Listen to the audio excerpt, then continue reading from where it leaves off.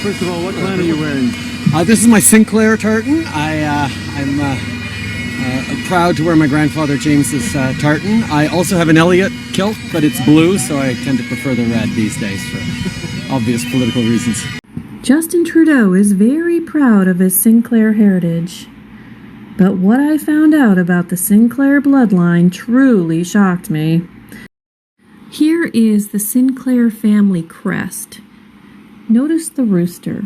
The rooster is a Knights Templar symbol, and his family was very involved in the Knights Templar. You wouldn't believe how much, but I'll get there. I wanted to show you Justin's fashion show first, of his kilts. He really likes wearing them. In fact, when he was a teacher, he would wear them when he taught the little kids. He didn't sit quite appropriately with a skirt on. You're not supposed to sit with your legs apart like that. And here he is in high school with his athlete buddies, but he's the only one wearing a kilt. Notice what he's wearing around his waist. That is called a sporan. And also notice the 3 rabbit's feet. The lucky rabbit's foot is actually not lucky at all. It's witchcraft. They commonly believed that witches could shapeshift into rabbits or other animals. And the pagans thought that a lucky rabbit's foot was actually cut from a shape-shifted witch. As far as why there's 3 of them, that goes back into ancient paganism. But I don't have time to get into that. Now let's go down the rabbit trail, shall we? So let's just jump right in. I'll have Justin introduce his grandfather, James Sinclair. Another great Scot, my grandfather, Jimmy Sinclair. He was born in Banffshire, and his family lore had it.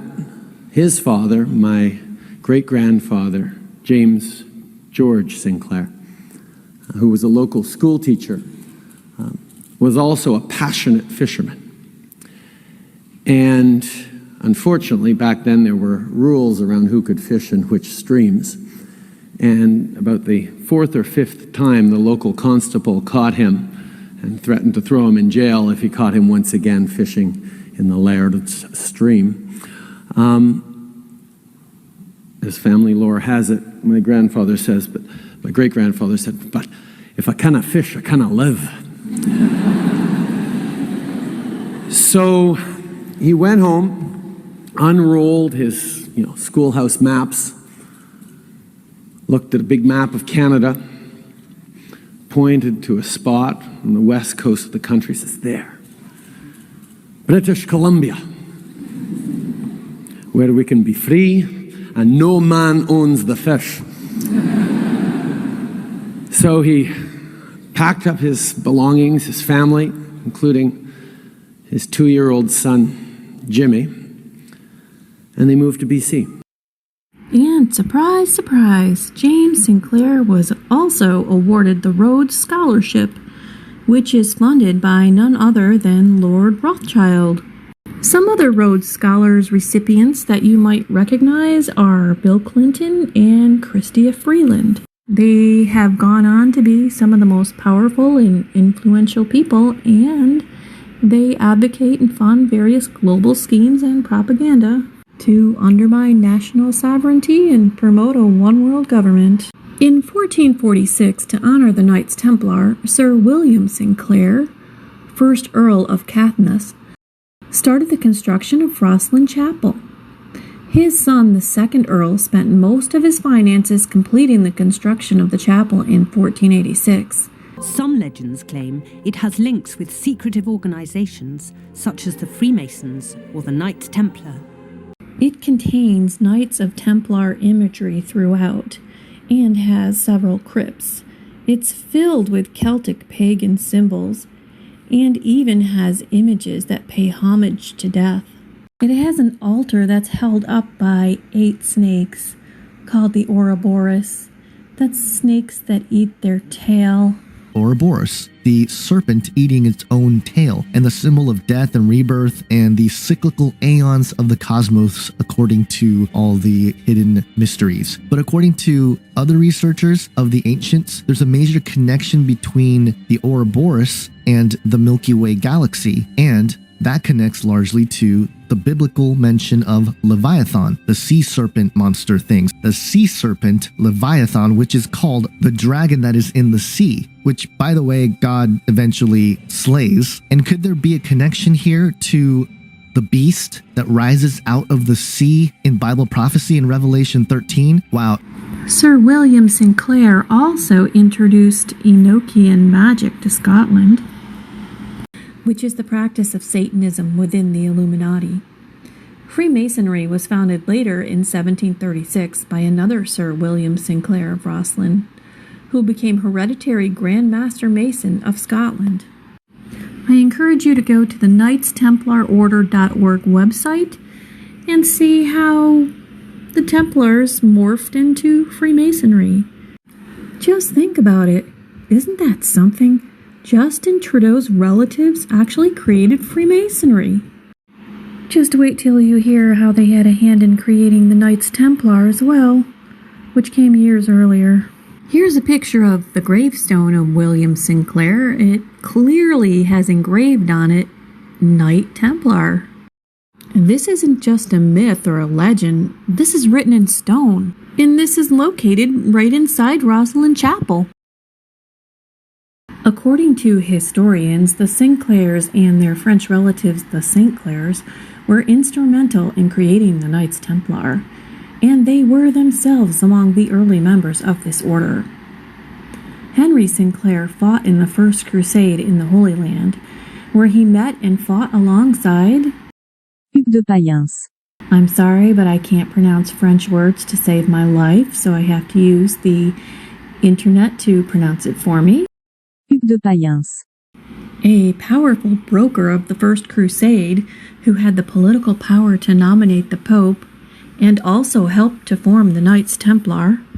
By 1303, the Knights Templar had lost their hold on the Holy Land and established their base in Paris, France. In 1307, King Philip IV of France ordered the arrest and the mass execution of the Knights Templar.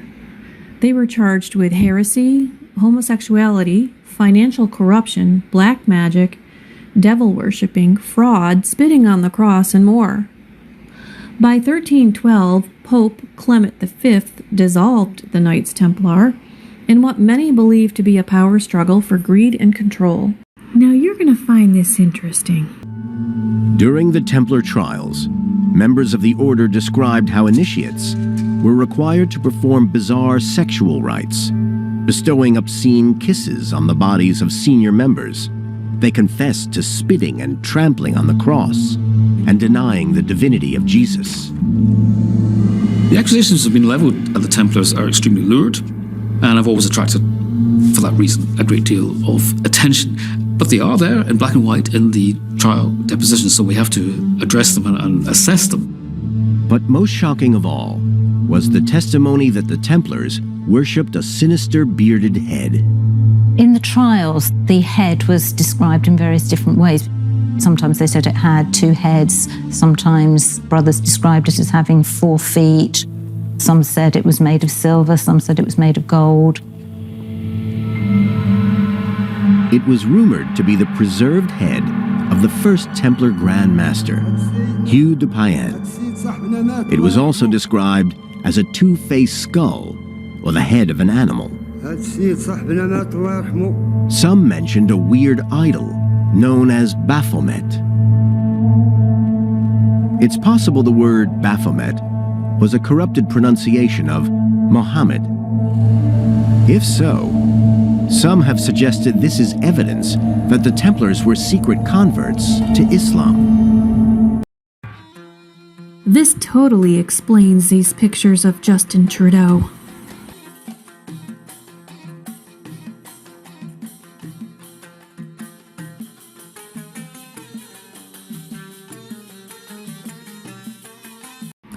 Another Henry Sinclair, later on, welcomed the Templars fleeing persecution and gave them sanctuary in Scotland. In return, the Knights Templar assisted Robert the Bruce and his Scottish knights to achieve independence from England. To commemorate that victory in Scottish history, Robert the Bruce and William Sinclair created the Brothers of the Rosy Cross, Rosicrucianism, Scotland's first Masonic order with Robert the Bruce as its first Grand Master. The Rosicrucians claim their order has been in existence since the days of ancient Egyptians, with secret teachings and occult symbols. Examples are the rose, the cross, and the pyramid. Its initiates are called the Illuminati. I laid down all that background information in 10 minutes time, just so I could explain my previous video. Now here's where we get into the really deep stuff. Let's go back to the Rosslyn Chapel. Did you know it sits in a town called Rosslyn? And did you know it could be spelled either way? And the word Rosslyn means rose line. Now the rose line is the Merovingian bloodline. The reason they chose the rose is because they think it's a symbol of perfection. And for other reasons. The Merovingians are royal bloodline families that claim to have descended from Christ. They falsely claim that Jesus had an affair with Mary Magdalene and had children, and that they are descendants of Jesus, which is a really fabricated story with no proof. But your name was never Saunier. It's Sinclair. It's one of the oldest families in France. It's from the line of the Merovingian kings.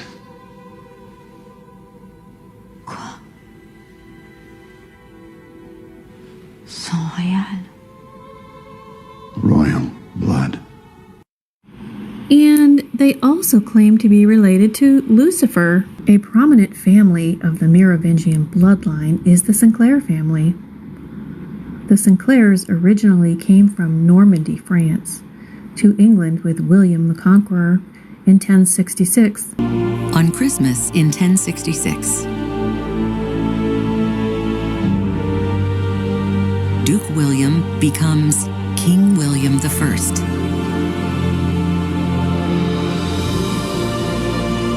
William the Conqueror.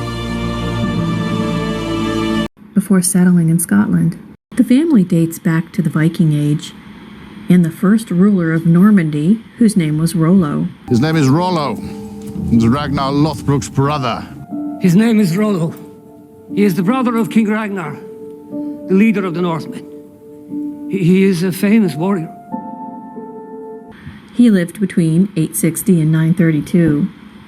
He was the great-great-great-grandfather of William I of England and the 32nd great-grandfather of Queen Elizabeth II.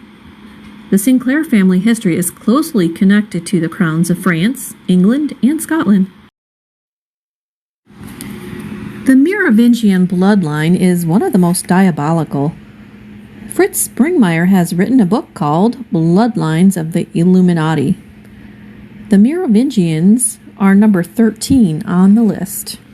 Some people think a world monarch or an antichrist will be chosen from this line. This bloodline believes that it has the blood of Jesus and the blood of Satan in its bloodline. Because some of these bloodlines are genetically intertwined, the Rothschild bloodline also has members that belong to the 13th bloodline. British royalty are tied to this bloodline, as are many American political leaders, such as George Washington, George Bush, Bill Clinton, etc. They also are collectively referred to as the Black Nobility, that's dominated by the British Crown of 10,000 genetically related individuals of the royal houses of Europe, from Italy to Germany to London.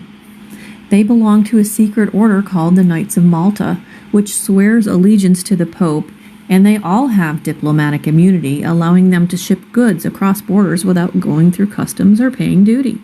These families, along with their offspring and lackeys, are responsible for numerous secret societies, lodges, and organizations, and they all work under the central command of the Rothschilds-funded Bavarian Illuminati, which is a secret society founded in 1776 in Bavaria, Germany, which binds them all together through a Vatican Jesuit establishment.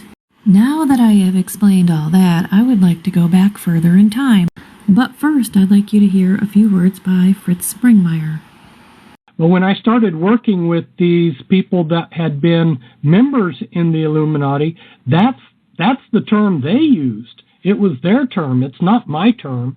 I'm just reporting to you what I found out, what I've learned. And that's their term. Now, why do they use that term? It's because they believe that they have been illuminated to divinity. So if we go way back and look at these powerful bloodlines, like Nimrod, the Pharaohs, the Caesars, what were they? They were considered gods, and they still consider themselves gods. These powerful bloodlines, they went underground, they're lower key, but they're still with us. They never left us. Now let's just set aside all the genealogy charts for a moment and explore this issue. Why do they think they're gods? Is there anything to this? I came across something very interesting. Listen to this. Now, a new DNA study reveals that Egyptian pharaoh Akhenaten, or Amenhotep IV, was a human-alien hybrid.